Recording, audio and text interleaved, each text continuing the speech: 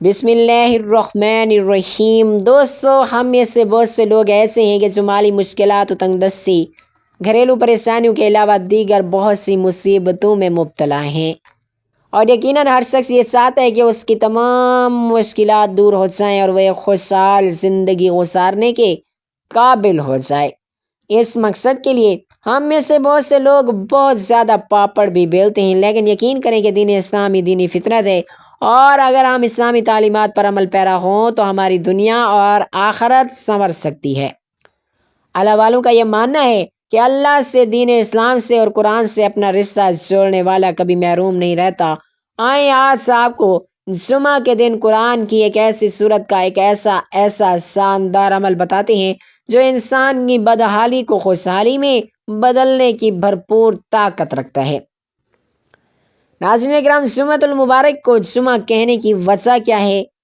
عربی زبان میں اس کا نام عروبہ تھا، بعد میں جمعہ رکھا گیا، اور سب سے پہلے جس شخص نے اس دن کا نام جمعہ رکھا وہ کعب بن لوی ہیں۔ اس کی وجہ تسمیہ کے بارے میں مختلف اقوال ہیں۔ ان میں سے ایک یہ ہے کہ اسے جمعہ اس لیے کہا جاتا ہے کہ اس دن نماز کے لیے جماعت کا اجتماع ہوتا ہے۔ باحوالہ خزان المفتی احمد یار خان نعیمی رحمت اللہ علیہ فرماتے ہیں، کیونکہ اس دن تمام مخلوق وجود میں اکٹھی ہوئی، اور اس دن تکمیلہ خلق ہوئی، اور نیت حضرت اعظم علیہ السلام کی مٹی بھی اس دن جمع ہوئی، اور اس دن تمام مخلوق اکٹھے ہو کر صلاۃ الجمعہ پڑھتے ہیں۔ اس جیسے اس دن کو یوم الجمعہ کہتے ہیں۔ اسلام سے پہلے اہل عرب اس کو عروبہ کہتے تھے۔ باولا مرت المنازع، تاجدار رسالت صلی اللہ علیہ وآلہ وسلم کا پہلا جمعہ سیرت بیان کرنے والے علماء کا بیان ہے۔ جب حضور اکرم صلی اللہ علیہ وآلہ وسلم ہجرت کر کے مدینہ طیبہ تشریف لائے تو 12 ربیع الاول پیر کے دن چاش کے وقت قباء کے مقام پر ٹھہرے۔ پیر سے لے کر جمعرات تک یہاں قیام فرمایا اور پھر مسجد کی بنیاد رکھی۔ جمعہ کے دن مدینہ منورہ جانے کا عزم فرمایا۔ بنی سالم بن عوف کی وادی کے درمیان جمعہ کا وقت آیا، اس جگہ کو لوگوں نے مسجد بنایا، اور سرکار دو عالم صلی اللہ علیہ وآلہ وسلم نے وہاں جمعہ پڑھایا اور خطبہ بھی فرمایا۔ یہ پہلا جمعہ ہے جو نبی پاک صلی اللہ علیہ وآلہ وسلم نے اپنے اصحاب رضی اللہ تعالیٰ عنہم کے ساتھ پڑھا۔ باول خازن الجمعہ مفسر شہیر الحکیم الامت مفتی احمد یار خان نعیمی رحمت اللہ علیہ فرماتے ہیں، میرے پیارے آقا صلی اللہ علیہ وآلہ وسلم نے 500 جمعۃ المبارک کی نمازیں ادا فرمائی، اور اس کے لیے کہ جمعۃ المبارک کی نماز ہجرت کے بعد شروع ہوئی، جس کے بعد 10 سال ہمارے آقا علیہ الصلوۃ والسلام کی ظاہری زندگی مبارک رہی۔ اس عرصے میں جمعۃ المبارک کی نمازیں اتنی ہی بنتی ہیں۔ پہلا شخص شیخ عبدالحق محدث دہلوی۔ ناظرین کرام، جمعہ کے دن کے فضائل بے شمار ہیں اور چند ایک پیش کرتے ہیں۔ کثیر احادیث میں جمعہ کے دن کے فضائل بیان کیے گئے ہیں، یہاں ان میں سے چند احادیث ملاحظہ ہوں۔ حضرت سیدنا سلیمان رضی اللہ تعالیٰ عنہ سے روایت ہے، آخری نبی صلی اللہ علیہ وآلہ وسلم نے ارشاد فرمایا، جو شخص جمعۃ المبارک کے دن غسل کرے اور طہارت نظافت حاصل کرے جس قدر ممکن ہو، اور تیل لگائے اور خوشبو ملے جو گھر میں میسر آئے، پھر گھر سے نماز کے لیے نکلے اور 2 آدمیوں کے درمیان بیٹھنے یا گزرنے کے لیے شغاف نہ ڈالے، پھر نماز پڑھے جو مقرر کر دی گئی ہے۔ پھر سب امام نماز پڑھے تو خاموش نماز کی حالت میں مثل بیٹھا رہے، تو اس کے وہ تمام گناہ جو ایک جمعۃ المبارک سے دوسرے جمعۃ المبارک تک اس نے کیے معاف کر دیے جائیں گے۔ باول صحیح بخاری حضرت ابو ہریرہ رضی اللہ تعالیٰ عنہ سے روایت ہے، تاجدار رسالت صلی اللہ علیہ وآلہ وسلم نے ارشاد فرمایا، بہتر دن جس پر سورج نے طلوع کیا جمعہ کا دن ہے، اس میں حضرت آدم علیہ السلام پیدا کیے گئے، اسی میں جنت میں داخل کیے گئے، اور اسی میں انہیں جنت سے اترنے کا حکم ہوا، اور قیامت جمعہ ہی کے دن قائم ہوگی۔ بابا مسلم الکتاب الجمعہ حضرت صابر رضی اللہ تعالیٰ عنہ سے روایت ہے کہ حضور اکرم صلی اللہ علیہ وآلہ وسلم نے ارشاد فرمایا، جو جمعہ کے دن یا جمعہ کی رات میں مرے گا اسے عذاب قبر سے بچا لیا جائے گا، اور قیامت کے دن اس کی طرف آئے گا کہ اس پر شہیدوں کی مہر ہوگی۔ باہوالا خلیت الاولیاء حضرت ابو ہریرہ رضی اللہ تعالیٰ عنہ سے روایت ہے، حضور پاک صلی اللہ علیہ وآلہ وسلم نے ارشاد فرمایا، جس نے اچھی طرح وضو کیا پھر جمعہ کو آیا، خطبہ سنا اور چپ رہا، اس کے لیے ان گناہوں کی مغفرت ہو جائے گی جو اس جمعہ اور دوسرے جمعہ کے درمیان ہوئے ہیں، اور ان کے علاوہ مزید 3 دن کے گناہ بخش دیے جائیں گے۔ اور جس نے کنکری چھوئی اس نے فضول کام کیا، یعنی خطبہ سننے کی حالت میں اتنا کام بھی لغوم میں داخل ہے کہ کنکری پڑی ہے اور اسے ہٹا دے۔ باب المسلم الکتاب الجمعہ، حضرت ابو سعید الخدری رضی اللہ تعالیٰ عنہ سے روایت ہے، رسول کریم صلی اللہ علیہ وآلہ وسلم نے ارشاد فرمایا، 5 چیزیں جو ایک دن میں کرے گا اللہ پاک اس کو جنتی لکھ دے گا۔ جو مریض کو پوچھنے جائے، جنازے میں حاضر ہو، روزہ رکھے، جمعہ کو جائے اور غلام کو آزاد کرے۔ باب الاحسان بتدریب سیل ابن حبان، حضرت ابو دردہ رضی اللہ تعالیٰ عنہ سے روایت ہے کہ سید المرسلین صلی اللہ علیہ وآلہ وسلم نے ارشاد فرمایا، جمعہ کا دن مجھ پر درود کی کثرت کیا کرو، یہ دن مشہور ہے، اس میں فرشتے حاضر ہوتے ہیں اور مجھ پر جو درود پڑے گا مجھے پیش کیا جائے گا۔ حضرت ابو دردہ رضی اللہ تعالیٰ عنہ کہتے ہیں کہ میں نے عرض کی اور موت کے بعد ارشاد فرمایا، بے شک اللہ پاک نے زمین پر انبیاء کرام علیہ الصلوۃ والسلام کے جسم کو کھانا حرام کر دیا، اللہ پاک کا نبی زندہ ہے اور رزق دیا جاتا ہے۔ ابن ماجہ کتاب الجنائز، حضرت ابو ہریرہ رضی اللہ تعالیٰ عنہ فرماتے ہیں، حضور پاک صلی اللہ علیہ وآلہ وسلم نے میرا ہاتھ پکڑ کر ارشاد فرمایا، اللہ پاک نے زمین کو ہفتے کے دن پیدا فرمایا اور اتوار کے دن زمین میں پہاڑوں کو پیدا کیا اور پیر کے دن درختوں کو پیدا کیا اور منگل کے دن ناپسندیدہ چیزوں کو پیدا کیا، بدھ کے دن نور کو پیدا کیا، جمعرات کے دن زمین پر چلنے والے جانداروں کو پیدا کیا اور تمام مخلوق آخر میں حضرت آدم علیہ الصلوۃ والسلام کو جمعہ کے دن میں 7 میں سے آخری 7 میں عصر کے بعد سے رات کے وقت کے درمیان پیدا کیا۔ روایت مسلم۔ ناظرین محترم، حدیث میں جہاں نماز کے جمعہ کے فضائل بیان کیے گئے ہیں وہیں جمعہ کی نماز چھوڑنے پر وعید بھی بیان کی گئی ہے، چنانچہ یہاں اس کی 3 وعید ملاحظہ فرمائیں۔ حضرت ابو ہریرہ رضی اللہ تعالیٰ عنہ اور حضرت عبداللہ بن عمر رضی اللہ تعالیٰ عنہ سے مروی ہے کہ حضور اقدس صلی اللہ علیہ وآلہ وسلم نے ارشاد فرمایا، لوگ جمعہ چھوڑنے سے باز آئیں گے یا اللہ پاک ان کے دلوں پر مہر لگا دے گا، پھر وہ غافلین میں سے ہو جائیں گے۔ باب مسلم الکتاب الجمعہ، حضرت اسامہ رضی اللہ تعالیٰ عنہ سے روایت ہے کہ رسول اکرم صلی اللہ علیہ وآلہ وسلم نے ارشاد فرمایا، جس نے کسی عذر کے بغیر 3 جمعے چھوڑے وہ منافقین میں لکھ دیا جائے گا۔ باب المسلم الکبیر، جمعۃ المبارک کے دن ایک گناہ کا عذاب 70 گنا ہے۔ باہوالا مرک، ناظرین اکرام، جمعہ کے دن میں کون سی ایسی صورت پڑھی جائے جو کہ فضیلت اور فوائد کے حساب سے بیش قیمتی ہو؟ یاد رہے کہ قرآن پاک کی ایک ایسی صورت جس کے فضائل اور فوائد بے شمار ہیں۔ بعض حدیث میں یہ ذکر ملتا ہے کہ اس صورت کو نہ صرف انسان زمین پر بلکہ فرشتے آسمانوں پر تلاوت کرتے ہیں۔ یاد رہے تمام آسمانی فرشتوں میں 4 فرشتے جنہوں نے اللہ تعالیٰ کا عرش اٹھا رکھا ہے وہ سب سے زیادہ مکرم اور محترم فرشتے ہیں۔ یہ فرشتے اس قرآنی صورت کی تلاوت میں مشغول رہتے ہیں، چنانچہ یہ ایک ایسی برکتوں اور رحمتوں والی صورت مبارکہ ہے، اسے جو شخص ہر جمعے کے دن لازمی پڑھ لیا کرے تو اسے دنیا میں بھی معزز اور محترم سمجھا جائے گا اور آخرت میں بھی معزز اور محترم سمجھا جائے گا۔ آسمان کے فرشتے بھی اس سورہ مبارکہ کی تلاوت کرنے والے کی عزت کرتے ہیں۔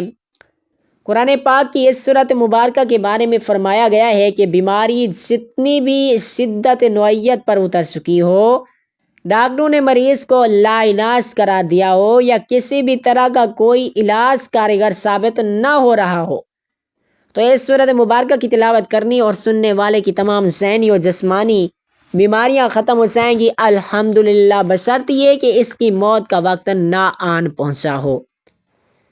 اس کے علاوہ سورۃ المبارک کو غربت اور افلاس ختم کرنے کے لیے ہر روز باقاعدگی سے پڑھنے والے کی غربت انشاءاللہ جاتی رہے گی۔ مال و دولت کے حصول کے لیے اور حصول برکت کے لیے اس سورۃ مبارکہ کو روزانہ فجر کی نماز کے بعد پڑھنے کا اپنا معمول بنا لیا جائے تو رزق کے دروازے بند دروازے بھی کھل جاتے ہیں۔ اس کی برکت سے ہر طرح کی حاجات و ضروریات اللہ تعالیٰ کے حکم سے پوری ہو جاتی ہیں۔ ناظرین محترم، قرآن پاک کی یہ بابرکت سورہ رحمان ہے۔ جی ہاں، سورۃ الرحمان کو پڑھنے اور سننے والے کی تمام دلی مرادیں پوری ہو جاتی ہیں۔ غربت و افلاس و تنگ دستی کا خاتمہ ہوتا ہے۔ قرض اتارنے کے لیے بھی یہ سورت ہر روز تلاوت کی جائے تو انشاءاللہ اللہ سبحانہ و تعالیٰ قرض اتارنے کا انتظام فرما دیتے ہیں۔ اس سورت مبارکہ کو پڑھنے والے کی غیبی مدد کے لیے فرشتے اترتے ہیں۔ ناظرین محترم، سورہ رحمان کو اس حوالے سے بھی بہت بڑی فضیلت حاصل ہے کہ جتنے بھی دماغی اور ذہنی امراض کے مریض ہیں، اور یہ بات بار بار کے مشاہدے سے ثابت شدہ ہے کہ ایسے مریض جو کوما میں ہیں، فالج میں ہیں، جن کو بار بار دماغی دورے پڑتے ہیں، جن پر غشی کے دورے پڑتے ہیں، الغرض ہر طرح کے دماغی اور جسمانی امراض کے لیے ہر روز 3 بار صبح دوپہر شام اس سورۃ مبارکہ کی تلاوت کر لی جائے، اور اگر مریض خود تلاوت نہیں کر سکتا تو اسے اس کی تلاوت دن میں 3 مرتبہ سنا دی جائے تو اس کی تلاوت کی برکت سے چند ہی دنوں میں اس کی بیماری میں نمایاں کمی واقع ہونے لگتی ہے۔ تمام ذہنی اور دماغی امراض کے علاج کے لیے اس سورۃ مبارکہ کو مجرب پایا گیا ہے۔ اس کے علاوہ جادو ٹونے، حسد اور کسی بھی قسم کے لیے اس کو کر سکتے ہیں۔ اس سورت کی تلاوت بے حد فائدوں کے برکات کی حامل ہے۔ سورہ رحمان کا جمعے کے بابرکت دن کا خاص وظیفہ۔ جمعے کے دن کا یہ خاص عمل آپ دن کے کسی بھی حصے میں کر سکتے ہیں۔ شب جمعہ یعنی جمعرات اور جمعہ کے درمیانی شب بھی آپ لوگ یہ عمل کر سکتے ہیں۔